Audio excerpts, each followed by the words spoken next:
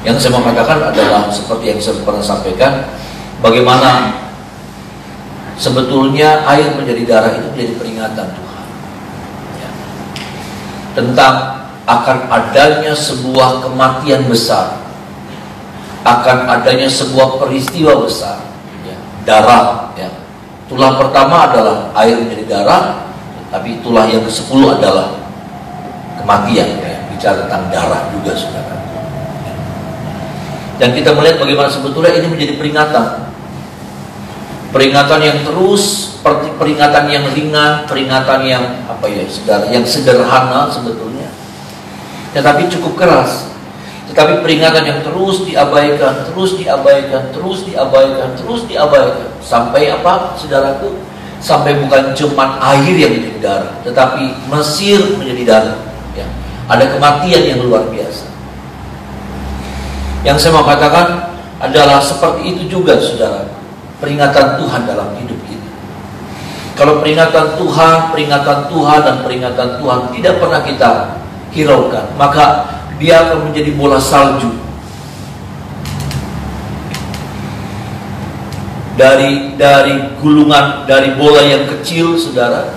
Tapi kalau dia terus menggelinding turun, dibiarkan, maka dia akan semakin membesar, sampai kemudian nggak ada yang bisa menahan.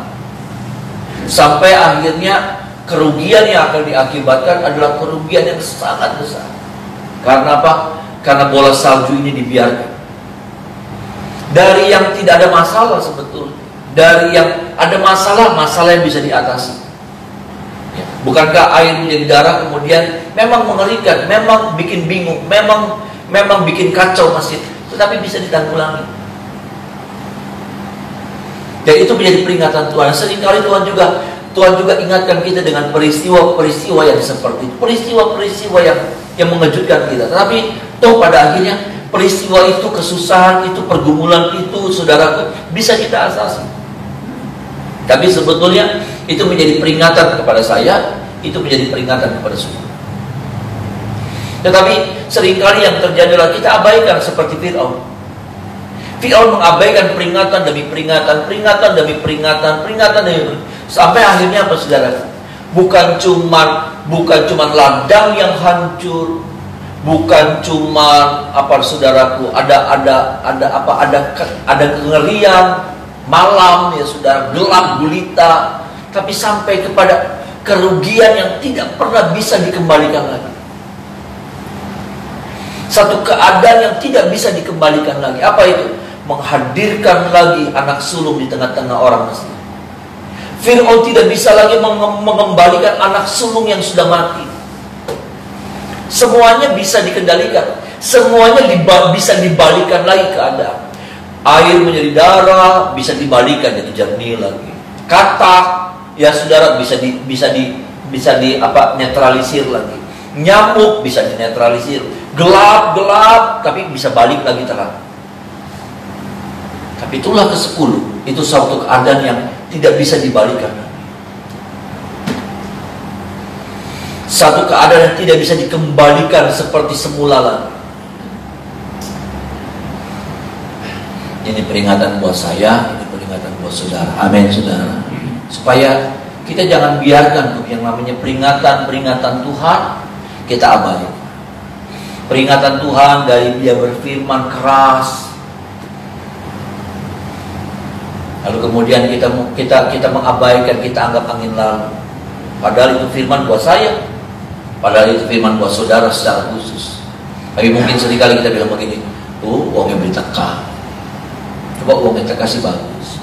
Padahal firman itu nggak ada firman yang kebetulan. Ada amin, saudara? Ya.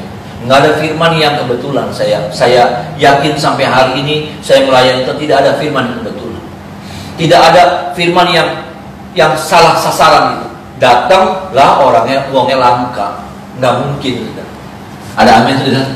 Ya, firmannya datang nih, lalu kemudian seperti saya suka bilang, uangnya langka. Enggak, orangnya ada dan mungkin itu saya. Nggak mungkin firman mendarat jadi kayak apa ya, saudara? Kayak firman gak berkuasa jadi salah sasaran gitu. Ya, firman datang lalu kita bilang, "Ah, sayang ya firman tak kayak wonge langka. Coba wonge bagus tepat." Enggak. Saya percaya firman itu selalu tepat sasaran. Ada amin, saudara. Tapi seringkali kita abaikan itu. Kita anggap itu firman buat orang lain. Saya anggap itu firman buat orang lain. Sampai apa? Firman itu nggak pernah menyentuh kita. Firman itu nggak pernah memulihkan kita. Sampai kemudian mulai menanjak pada peristiwa-peristiwa yang lain, saudara. Tetapi peristiwa-peristiwa yang bisa dikembalikan, bisa dibalikan lagi, bisa dipulihkan lagi.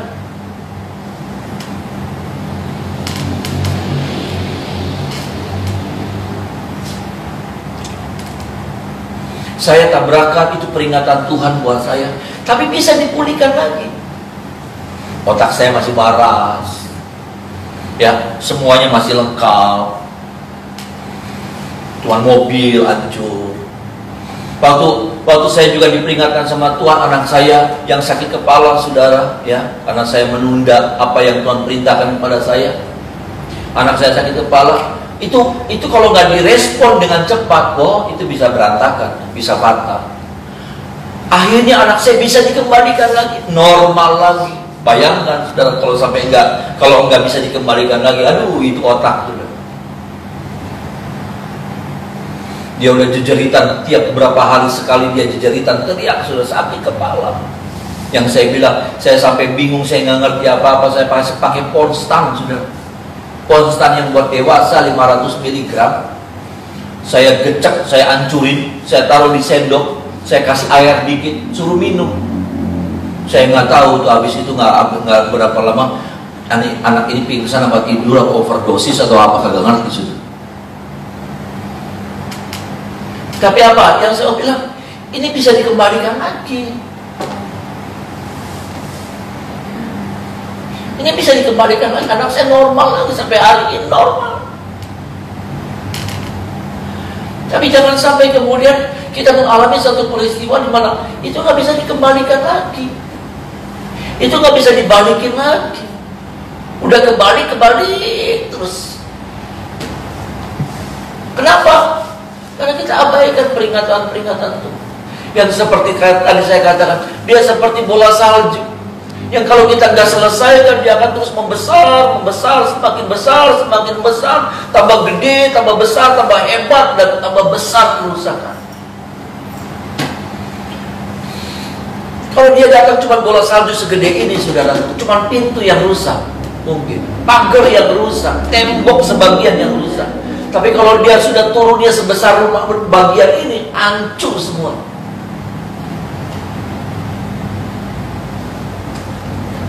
Nah, firman ini buat kita semua, termasuk buat saya. Adakah kita akan membiarkan terus, saudara, peringatan-peringatan Tuhan itu, lalu kita bilang, kebenaran baik, kebenaran baik. Kita nggak pernah duduk lalu kemudian kita bilang, kita tanya sama Tuhan, Tuhan ada apa Tuhan? Ingatkan saya kalau saya punya salah yang saya belum sadari, ingatkan saya. Waktu anak saya sakit, saudaraku, saya datang, saya ambil waktu beberapa hari, saya datang sama Tuhan, Tuhan ada apa Tuhan? Kalau ada yang salah sama saya, Tuhan ingatkan saya. Kalau saya nggak nyadar akan kekurangan saya, ingatkan saya. Tuhan ingatkan saya. Kadang-kadang kita nggak pernah itu tuh, sudah. Kita nggak pernah cari waktu untuk datang. Kita selalu bilang, oh ini ujian. Padahal itu teguran Tuhan. Ini kebenaran. Dasar uangnya bejalan. Padahal itu sebetulnya peringatan Tuhan dalam hidup kita.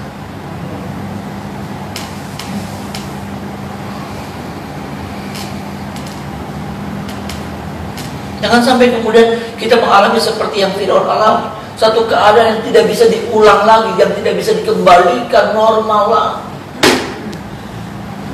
Hilangnya anaknya Firaun itu sudah hilang selamanya, nggak bisa dikembali lagi. Mau nangis, mau pakai harta, mau pakai jabatan, mau pakai kekuasaan, anak itu nggak bisa lanjut. Kalau tulah-tulah yang lain, saudaraku, ya air menjadi darah. Minta ampun, selesai.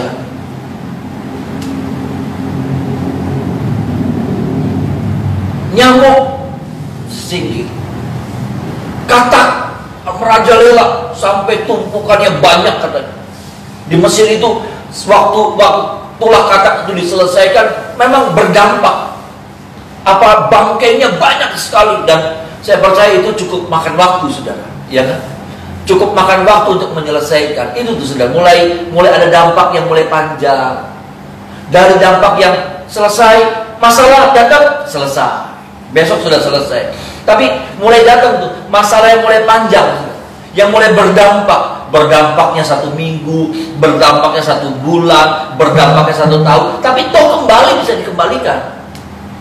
Tapi yang namanya tulah ke-10 itu udah gak ada dampaknya itu, saudara. Dampaknya itu udah gak bisa balik lagi. Mau 10 tahun, mau 20 tahun, sampai matinya Fir'aun udah gak bisa balik lagi.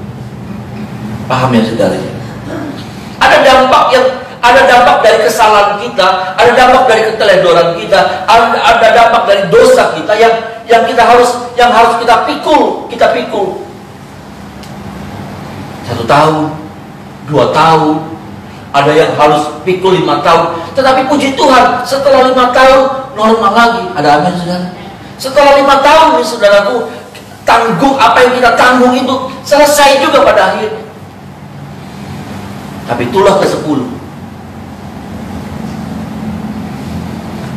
itu keadaan yang gak bisa dikembalikan lagi seperti semula.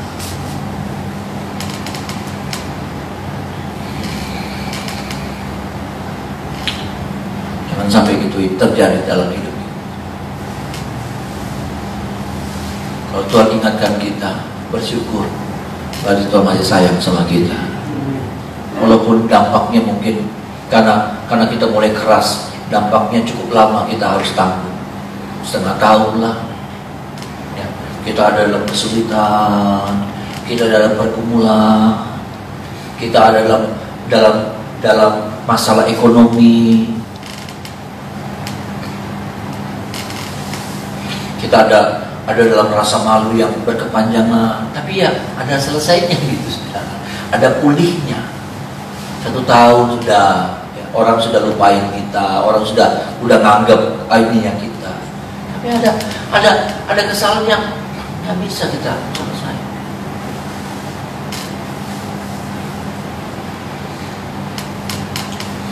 Tolong kita ya, saudara. Kita butuh anugerah Tuhan. Apa itu anugerah Tuhan? Anugerah Tuhan untuk menyadarkan saya dan saudara akan kekurangan dan kelemahan kita, sampai kemudian kita bisa stop, kita bisa bereskan kekurangan kita, dosa kita, sampai bola salju itu stop, berhenti sampai di situ. Dia tidak terus membesar, semakin besar, semakin hebat, sampai waktu dia datang sama kita, habis gitu. Air mata kita nggak menyelesaikan, ratapan kita nggak bisa menyelesaikan, bahkan penyesalan kita nggak bisa menyelesaikan. Akhirnya Firaun menyesal, bukan, saudara? Akhirnya Firaun bilang, keluar, udah boleh, keluar, boleh, keluarga kamu boleh bawa, kambing dombamu boleh bawa, kamu mau pergi kemana saja boleh, tadinya jangan jauh-jauh, pergi. Kita lambat. Anak itu nggak bisa balik lagi. Tolong kita, saudara. Bagian yang selanjutnya kita lihat.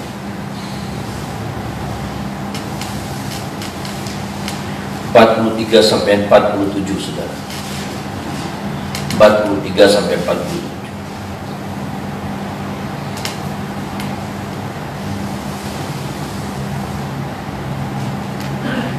Sama-sama kita baca ayat ini, saudara. 43 sampai 47. 1, 2, 3. Berfirmanlah Tuhan kepada Musa, inilah ketetapan mengenai Paskah. Tidak seorang pun dari bangsa asing boleh memakan.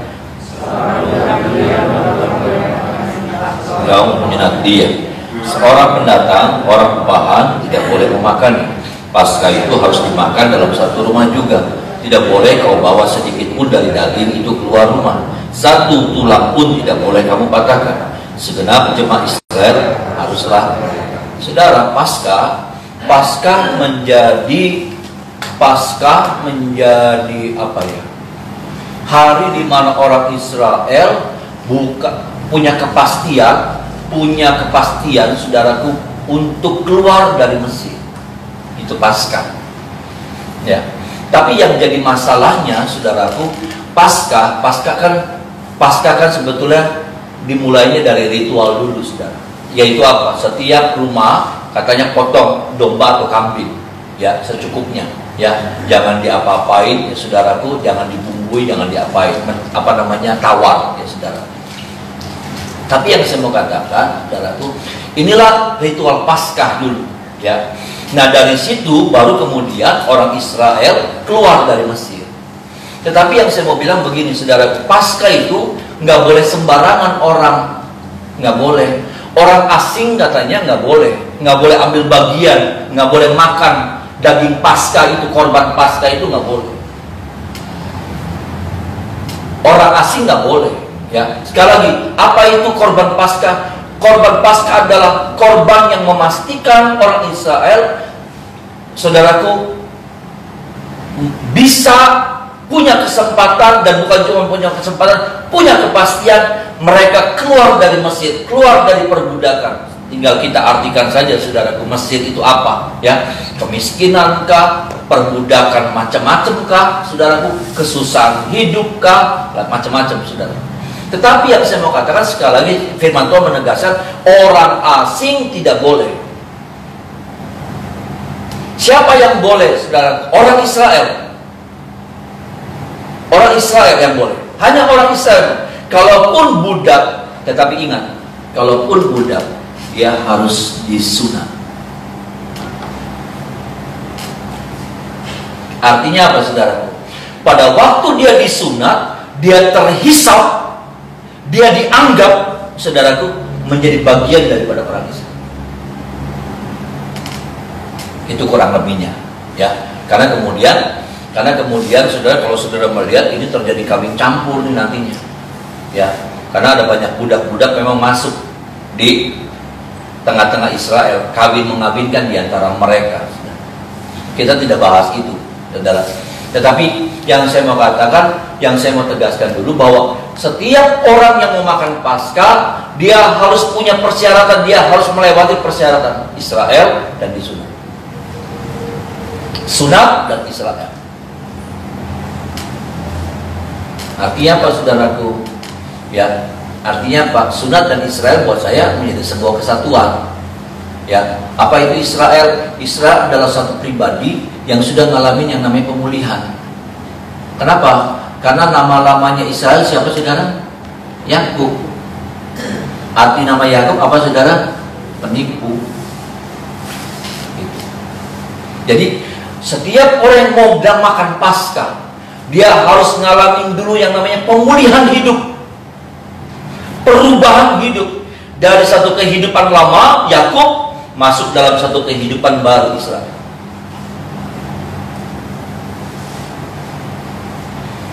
Baru orang ini pasti punya kesempatan, pasti bisa keluar dari Mesir. Apa itu Mesir? Penderitaan hidup, kegagalan hidup, perbudakan, pada kemiskinan, saudaraku, macam-macam kesusahan, hidup yang menderita. Itulah Mesir. Tetapi saudaraku, sekali lagi, orang asing nggak bisa buat makan Paskah, hanya orang Israel. Yang kedua, orang itu harus disunat. Sunat dalam perjanjian lama adalah memotong kulit khatan. Ya, sudah sunat secara daging, secara jasmani. Tapi Alkitab mengatakan kepada kita, Paulus pernah bilang begini, sunat tidak bersunat tidak tidak berpengaruh. Tetapi yang penting adalah apa? Menjadi ciptaan baru, saudara. Ada amin, saudara? Sama artinya. Israel ciptaan baru, sunat juga sebetulnya dalam perjanjian baru bukan lagi bicara tentang sunat, karena makanya setiap laki-laki orang Kristen nggak wajib untuk sunat. Boleh sunat, tetapi tidak diwajibkan untuk sunat. Tetapi yang diwajibkan sunat, saudaraku, adalah sunat hati. Ada bagian-bagian dari hidup kita yang harus dipotong dan dibuang.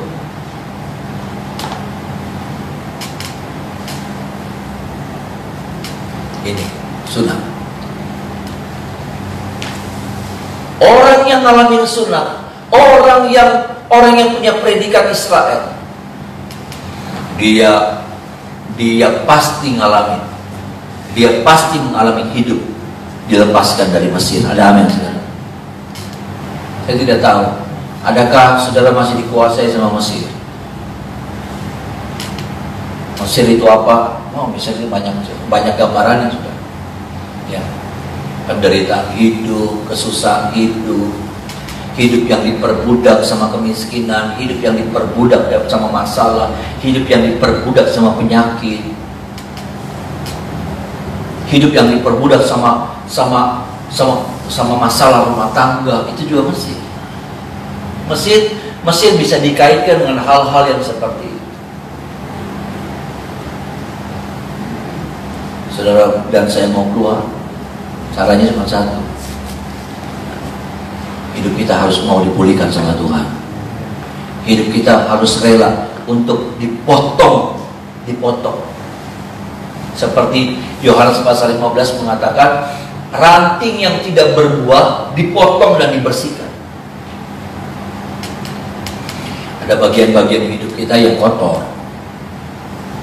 Ada bagian-bagian hidup kita yang gak bagus. Jujur saja, saudara. Saudara kita, ada bagian-bagian karakter kita yang jelek. Izinkan supaya Tuhan bisa memotong, membersihkan semuanya. Ada yang sombong, ada yang gampang sakit hati, ada yang macam-macam, saudara, macam-macam. Ya, nggak bisa ngelupain salahnya orang, macam-macam.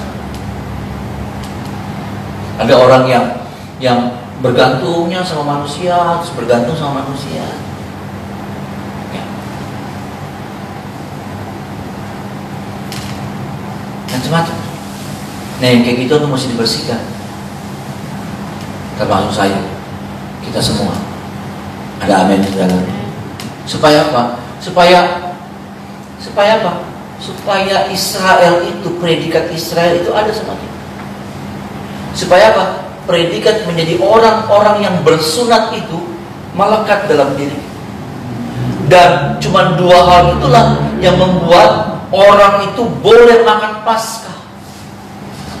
Dan kalau orang itu makan Paskah, saudaraku, orang itu makan Paskah, maka dia pasti bisa keluar dari Mesir.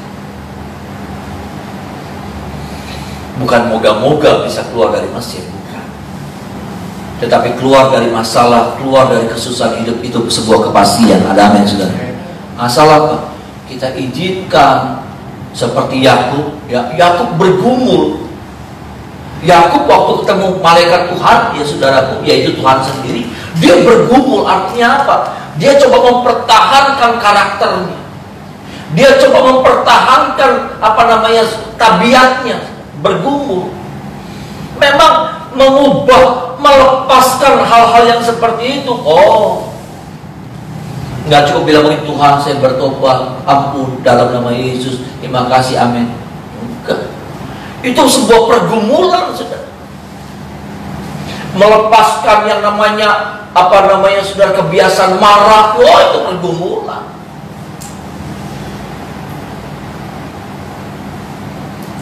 Nggak gampang. Nggak kedip mata, pulih, haleluya. Nggak ditumpang tangan dalam nama Yesus. Selesai ibadah, disakitin senyum. Ya, dirugiin juga, Tuhan berkati ya. Nggak gitu, nggak gampang. Itu sebuah proses.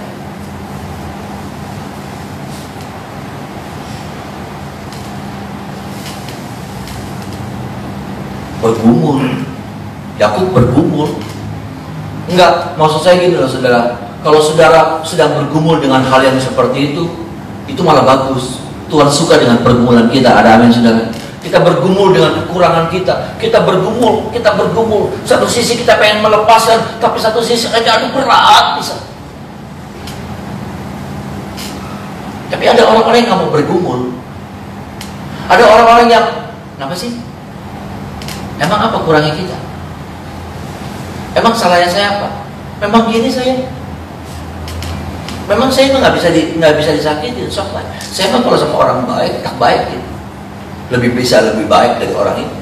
Tapi jangan sampai orang itu nyakitin saya. Oh, kalau mau nyakitin kita, tak entong, tak beres, tak keratanan. Memang saya mah begitu. Mungkin sudah bilang begitu. Nggak bisa. Saya dan saudara setiap itu. Makanya kenapa nih saudara? Kenapa tiap pagi kita mesti dengar firman? Itu yang sedang dibersihkan, bukan? Ada amin saudara? Itu yang sedang diratakan. Itu yang sedang dihancurkan. Itu yang jadi pergumulan kita.